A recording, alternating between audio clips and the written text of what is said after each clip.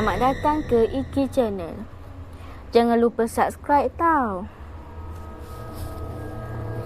Pulangkan kembar puaka. Episod 1. Haikal terkejut, bukan kepalang. Dia mendongak tercari-cari punca yang menghentam kepalanya sebentar tadi. Tiada apa-apa dan tiada siapa-siapa, kata Haikal.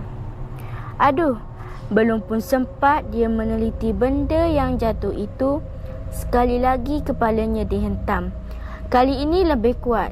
Matanya berpinar-pinar, kepalanya sengal, ada kesan basah yang meleleh dari dahi ke muka.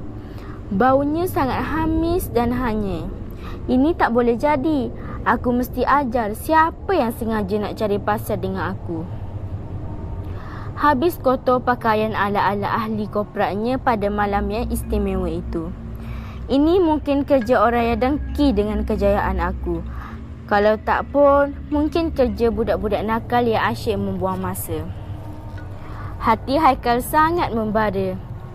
Tidak mungkin dia akan menghadiri malam penyampaian anugerah yang berprestij itu dengan penampilan yang selekeh dan kotor. Nanti apa pula kata downline yang lain? Bukanlah dia seorang yang top seller yang bakal naik ke pentas untuk menerima anugerah beserta pujian dan sanjungan. Tidak mungkin dia akan menyampaikan ucapan yang penuh dengan inspirasi dalam keadaan sebegini. Matanya melilau. Nampaknya seperti dia seorang sahaja di situ. Di manakah ahli-ahli yang lain? Takkan mereka belum sampai lagi? Tidak berdisiplin.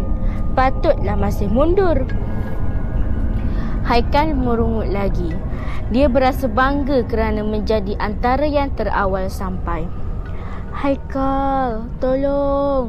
Satu suara bergema memanggil namanya. Haikal menoleh. Kelihatan bayang-bayang sedang menghampiri. Haikal memberanikan diri walaupun seram mula berputik di hati. Siapa tu? Haikal, tolong pulangkan. Tiada jawapan. Sebaliknya, kedengaran bunyi seretan tapak kaki. Semakin lama, semakin jelas pada telinga Haikal. Malah, bayang-bayang itu juga kelihatan semakin mendekat. Semakin lama, semakin bau hamis dan hanya semakin kuat menusuk ke hidung. Haikal mula cemas. Pulangkan apa? Kau siapa? Suara Haikal bergetar. Tolong pulangkan hak aku. Suara itu bernada sayu. Haikal mencari-cari si pemilik suara.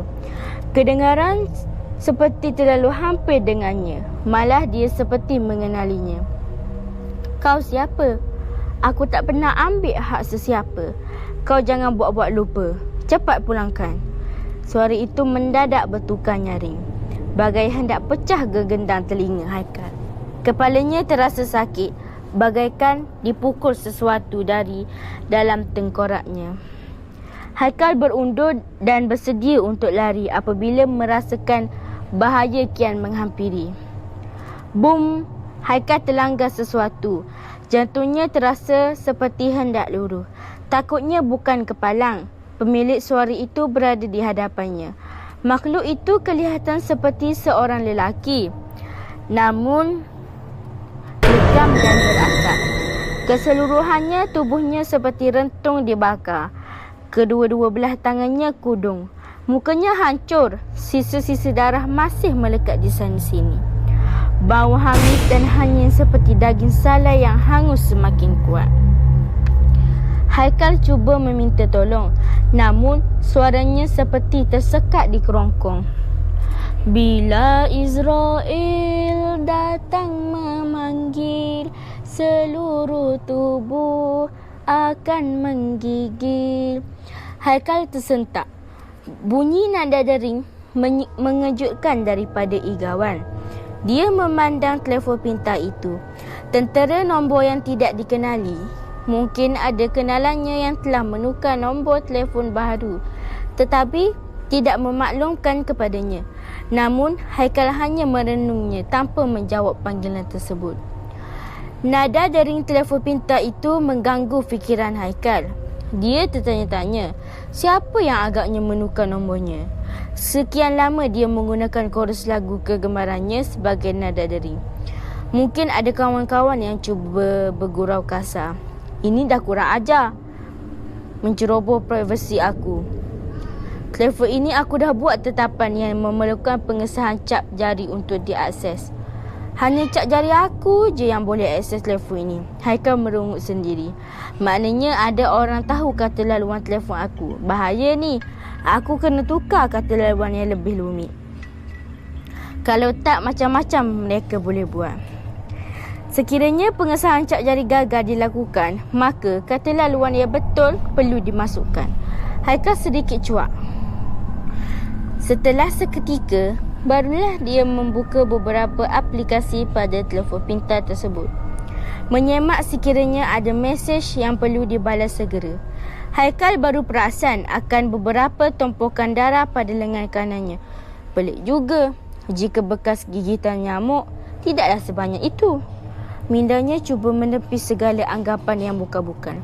Haikal terus memeriksa aplikasi-aplikasi yang lain. Hari ini hanya ada janji temu pada 11 petang dengan 2 orang prospek. Kalau seorang yang join pun aku sudah capai target bulan ni. Baru 10 hari bulan, dah boleh goyang kaki. Haikal tersenyum seorang diri sambil mencapai makanan sejuk beku dari peti ais. Matanya masih tertumpu pada telefon pintar, meninjau-ninjau beberapa akaun media sosial. Membaca pengkongsian rakan-rakan, melihat gambar atau foto peribadi yang dimuat naik, membaca komen-komen, manalah tahu ada pemberitahuan atau komentar yang memerlukan respon segera. Kalau mereka join fast lingkup, tentu status yang ditulis tak melalut sebegini. Setiap satu huruf adalah duit. Haikal sedia memaklum bahawa tiada guna dia membaca keluh kesah sesetengah rakannya itu. Hanya membuang masa. Dia tidak akan bertambah kaya atau lebih kacak atau jatuh kendana. Walaupun begitu, dia masih memilih untuk membuang masa. Begitulah manusia yang mudah lupa. Nampak silap orang di mana-mana, silap sendiri semacam tiada. Dengan mata masih melekat pada skrin telefon pintar, Haikal memanaskan makanan sejuk beku. Beberapa minit kemudian, ketuhar gelombang mikro itu berbunyi, menandakan makanan tadi tidak lagi sejuk dan tidak lagi beku. Lembut dan panas, sedia untuk dimakan. Haikal menyuap makanan tadi sambil makan.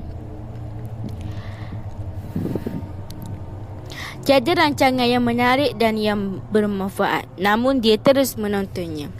Wek, tekak Haikal terasa mual. Makanan tadi berasa masam dan agak berbau. Serta-merta Haikal mengalihkan pandangan. Melihat makanan tadi, dia terasa jijik. Kelihatan ulat-ulat kecil berwarna putih serta gemuk menguit-nguit makanan yang masih berasap itu. Haikal berasa pelik dan berang pada masa yang sama. Bagaimana makhluk kecil itu masih bernyawa setelah dipanaskan? Syarikat apa yang mengeluarkan produk tersebut?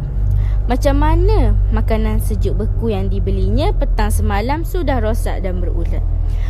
Kejadian ini membunuh seleranya untuk menikmati sarapan tersebut. Dia mengambil pembalut makanan sejuk beku itu dari tong sampah dan meneliti tarikh luput. Lambat lagi, tahun depan baru expired. Aku perlu bersiap, masih ada masa sebelum jumpa prospek. Aku kena pergi semula ke pasar raya itu dan tunjukkan makanan rosak ini. Aku mesti buat aduan. Mereka mesti bayar ganti rugi. Haikal pun mengambil makanan yang rosak tadi dan membungkusnya dengan pembalut makanan tersebut. Dia bergegas mencari seluar yang dipakainya semalam. Ini penting sebagai bukti, biar mereka tiada alasan untuk lari. Haikal keluar setelah berpakaian kemas seperti lagak seorang pegawai bank. Imej perlu dijaga, kata mentornya. Orang akan fikir kita lulusan universiti jika kita lengkap bertali leher, berkot dan berkasut kilat. Jadi kita tidak nampak seperti orang yang kurang bijak walaupun melakukan perkara yang mengarut. Semuanya berkenaan tangkapan pertama. Lampu isyarat masih merah. Terasa lama pula, tidak seperti biasa, seolah-olah lampu hijau sudah malap dan hilang fungsinya. Haikal masih sabar menunggu. Dia meletakkan makanan yang rosak di tempat duduk penumpang, lalu menghalakan telefon pintar untuk merakam gambar. Selesai buat aduan, aku mesti tulis kat status di Facebook biar satu negara tahu dan semua boykot produk kau pada muka. Biar perniagaan kau cepat lingkup. Angan-angan Haikal terganggu apabila cermin keretanya diketuk seseorang. Kelihatan seorang perempuan tua berbaju kurung kedah dan berkain batik lusuh, kepalanya ditutupi kain batik seperti orang dulu-dulu, bukannya bertudung seperti makcik-makcik sekarang. Haikal menurunkan cermin kereta. Makcik suka hati je ketuk cermin kereta orang. Kalau salah macam mana? Haikal menengking tanpa teragak-agak. Dia rimas melihat perempuan tua itu. Makcik jual keropok nak. Belilah. Perempuan tua itu menunjukkan satu plastik besar berisi keropok. Makcik nak suruh saya beli keropok ni. Makcik boleh jamin ke keropok ni berkualiti? Entah syarikat mana yang buat. Kejadian pagi tadi masih menghantui Haikal. Tanpa berfikir, dia terus membebel. Biar perempuan tua itu terkena tempias amarahnya. Entah-entah makcik ini pun 2 kali 5 menjual makanan tidak berkualiti. Makcik buat sendiri di rumah nak. Makcik jamin keropok ini halal dan bersih. Macam mana makcik jamin keropok ni bersih?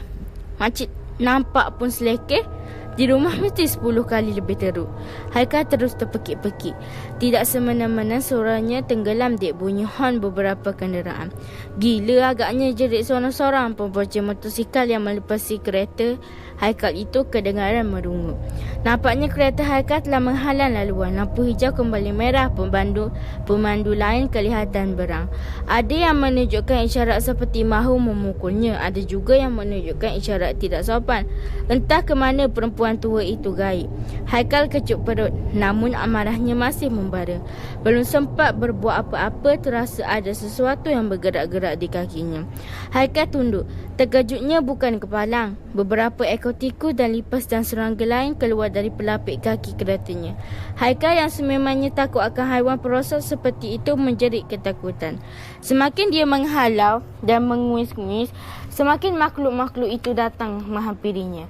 Ada yang merayap di atas kasutnya, ada juga yang sudah memajak kaki seluarnya. Haikal masih menjerit-jerit. Semakin kuat dia menjerit, semakin banyak makhluk perosak yang keluar dari celah-celah pelapik kereta. Lampu isyarat sudah bertukar antara merah, kuning dan hijau. Keretanya masih tidak bergerak. Kenderaan-kenderaan yang lain terus-terusan membunyikan hon yang cukup membingit